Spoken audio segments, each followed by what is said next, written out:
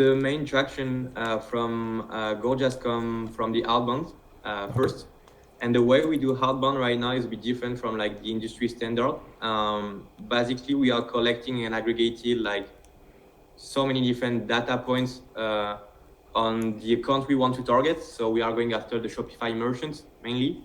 And right now what we do is we use like our technicity to being able to build custom segments. So we combine like mainly Dreamdata and Hightouch, our reverse ETL, to extract the data from the warehouse and being able to tailor campaign at scale based on all the data points we have collected. So like to make it clear, basically, let's say like an account has, I don't know, like a specific demographic criteria and has performed like what we qualified as a buying intent signal, such as, install our main competitor Zendesk, for instance.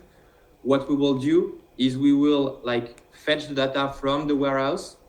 We will take a look at, okay, what are the different level of engagement of this account across like Dreamdata, which is unifying the journey.